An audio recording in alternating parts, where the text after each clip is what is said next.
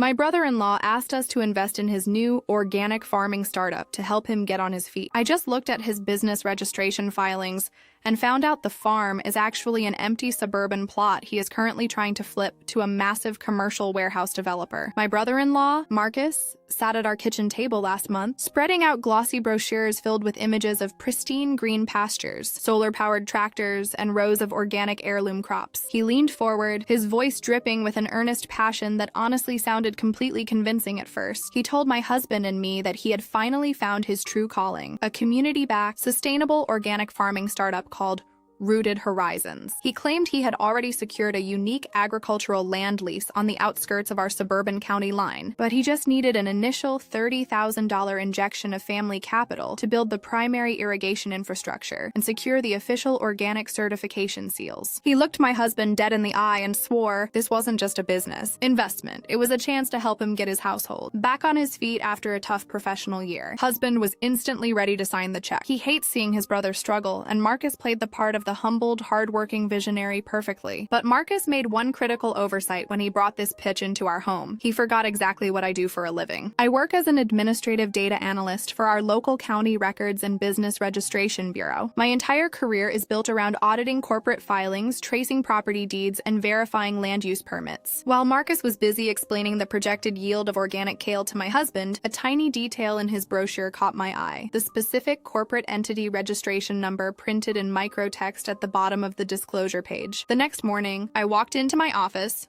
booted up the secure county database, and pulled up the official business registration filings for Rooted Horizons LLC. What I found on my screen completely shifted the narrative. Marcus hadn't filed for an agricultural permit at all. In fact, the corporate entity wasn't even classified under farming or sustainability. It was registered as a private commercial holding firm. I zoomed in on the specific land parcel number associated with his project. There were no water rights attached to the land, no topsoil assessments filed, and absolutely zero requests for farming infrastructure. According to the state zoning grid, the plot was an entirely empty, gravel-lined suburban lot, wedged directly between an interstate exit ramp and a major industrial shipping corridor. I sat back in my office chair, looking at the high-resolution satellite mapping of Marcus's supposed organic paradise. It was a barren, 7-acre rectangle of weeds and compacted dirt. But the real revelation came when I pulled up the public pending action log for that exact coordinate. Less than 3 weeks ago, long before Marcus ever sat at our kitchen table to ask for our hard-earned savings, he had personally submitted a formal zoning variance request to the City Planning Commission. He wasn't trying to clear the soil for crops. He was actively applying to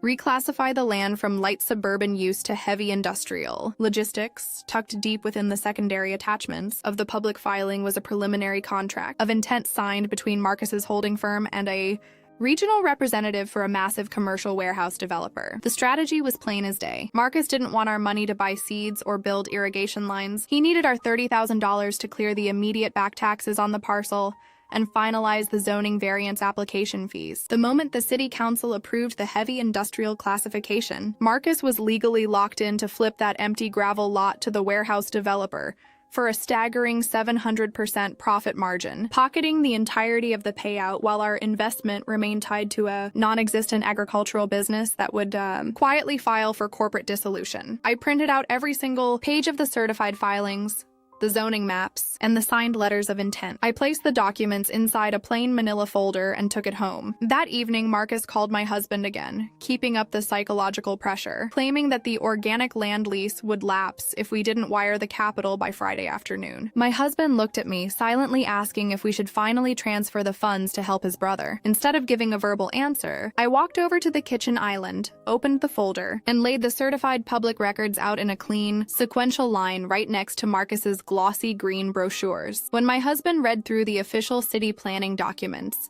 the room went completely silent. He stared at his brother's signature on the warehouse contract of intent, tracking the dates that proved the entire organic farming pitch was a calculated narrative strategy designed to exploit our family's trust. The sheer psychological weight of realizing a sibling could look you in the face and invent a fake eco-friendly dream just to secure non-refundable capital to fund a secret real estate flip is an incredibly unsettling experience. My husband picked up the phone, dialed Marcus, and invited him over for an immediate family dinner to finalize the investment details. Marcus arrived 40 minutes later, carrying a laptop, completely prepared to run through his fabricated financial projections one more time. He sat down, flashing a confident smile, completely unaware that his entire paper trail had already been audited. My husband didn't say a word. He simply slid the City Planning Commission's certified zoning documents across the table, placing them directly over Marcus's laptop keyboard. The smile completely vanished from Marcus's face within seconds. He didn't try to deny the signatures, but he instantly shifted his behavioral approach, claiming that he only kept the warehouse deal a secret to surprise us with a massive return once the flip went through. I stepped into the conversation calmly, keeping my voice entirely professional and level. I pointed out the specific clause in his corporate structure filings that explicitly stated all external family capital injections were classified as unsecured operational loans to the agricultural entity, not equity shares in the primary holding firm. If the farming startup folded due to poor crop yield, our money would legally vanish, while Marcus's separate real estate entity would walk away completely insulated with the full warehouse payout. The level of tactical planning behind the deception was breathtaking. He had designed the entire arrangement so that his own family would bear 100% of the financial risk, while he retained 100% of the asset upside. Faced with absolute documentary proof, Marcus stopped talking about logistics and began attempting to use emotional manipulation. He claimed that because we were family, we should support his entrepreneurial drive regardless of how he structured the paperwork. He argued that land flipping was a standard commercial strategy, and that his method was just a creative narrative to secure the necessary startup capital. But there is a massive line between standard business strategy and intentional title manipulation targeting your own relatives' retirement funds. My husband stood his ground with incredible clarity, stating that our household would not contribute a single dollar to his project, and that our personal financial relationship was permanently closed. The aftermath of setting that firm boundary was immediate. Marcus quickly packed up his files and left our home, and within 24 hours, other segments of the extended family began receiving frantic calls claiming we were blocking his path to financial recovery. But because I keep clean records,